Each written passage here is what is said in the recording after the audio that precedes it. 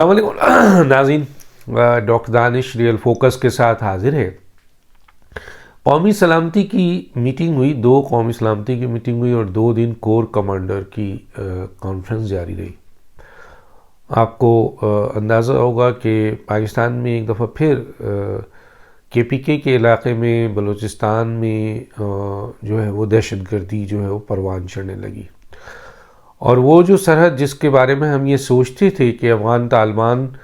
جب اس حکومت کا حصہ بنیں گے، جن کے لیے ہم نے بے پناہ قربانیاں دی، ہم نے ان کی اخلاقی، سیاسی اور ہر قسم کی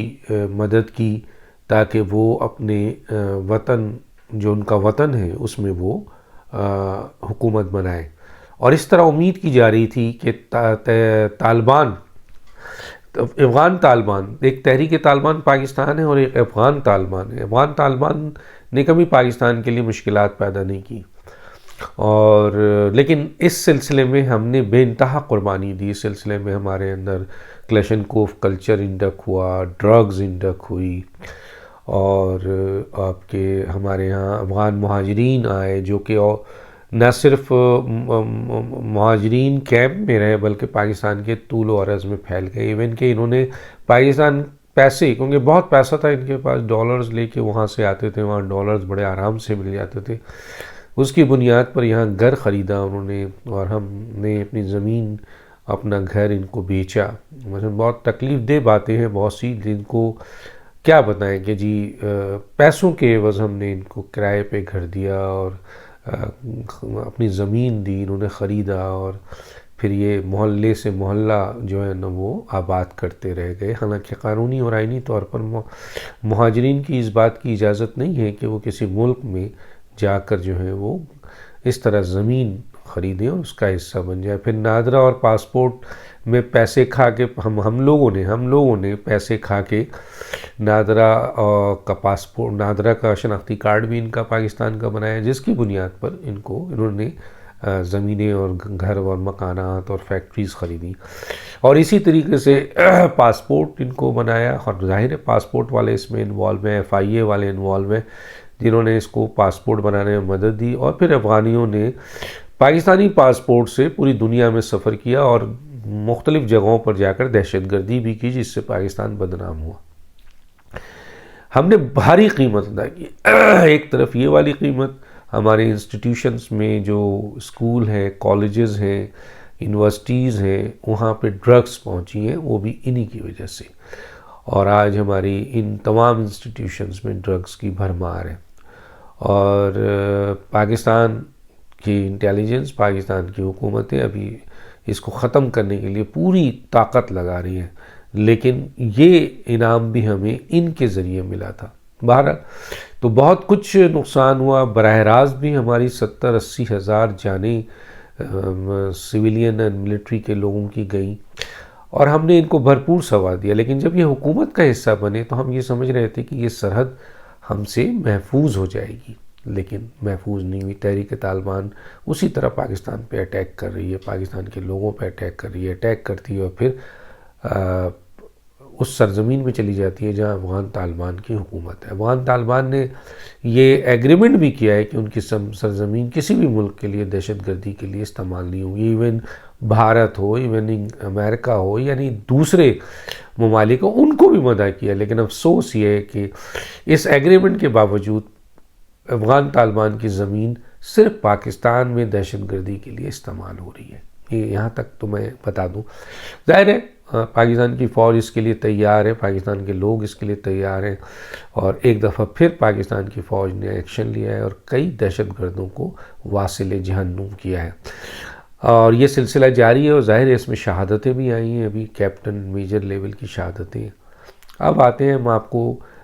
قومی سلامتی کے اجلاس کے بارے میں، جو بہت ہی اہم اجلاس تھا۔ دونوں قومی جماعتی 2 دن اجلاس چلا، اور اس میں یہ فیصلہ ہوا کہ پاکستان میں کسی بھی لیول پر کسی بھی طرح سے دہشت گردی 0 ٹالرنس ہے، یعنی برداشت نہیں ہے، چاہے وہ کوئی بھی شخص ہو، اگر وہ دہشت گردی کے زمرے میں آ رہا ہے تو اس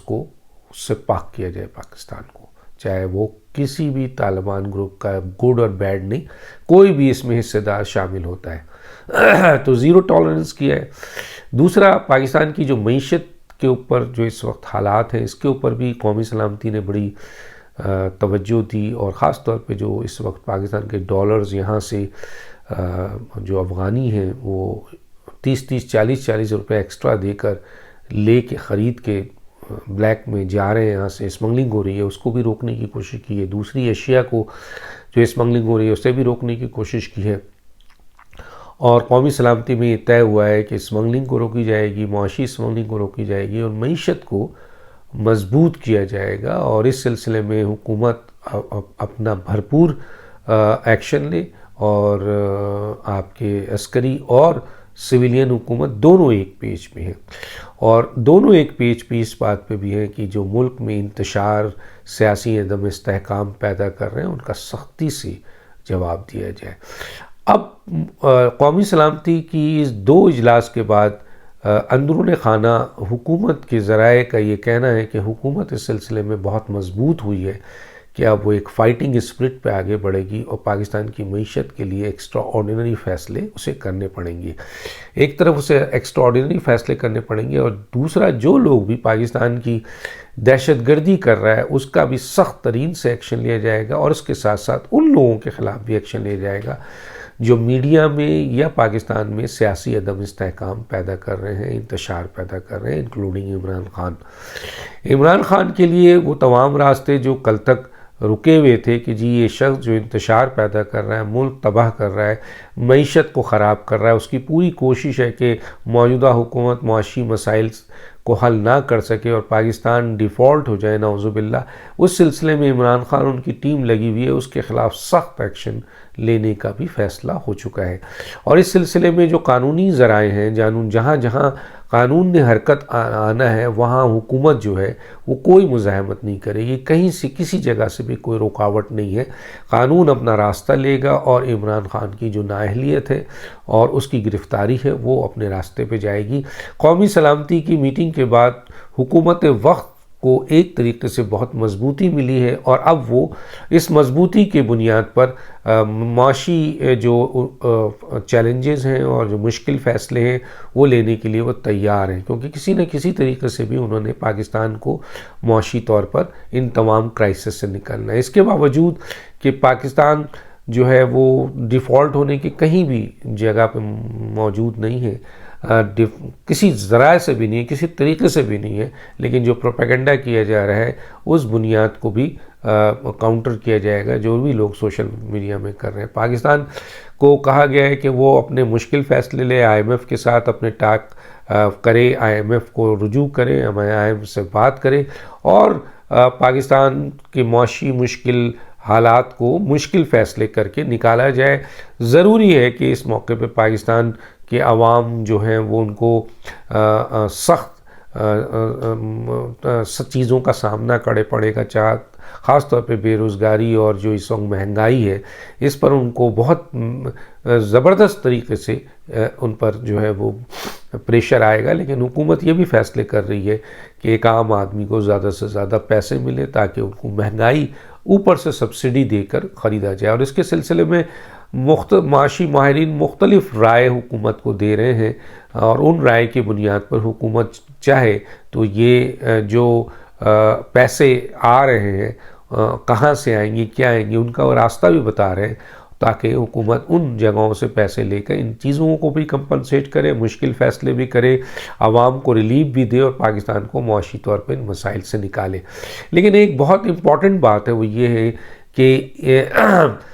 یہ جو حکومت کے لوگ، خاص طور پہ جو وزراء ہیں جو میڈیا پہ آ کے معیشت کے اوپر بات کرتے ہیں، جن کو معیشت کے اس وقت اسرار رموز کا نہیں پتہ، صرف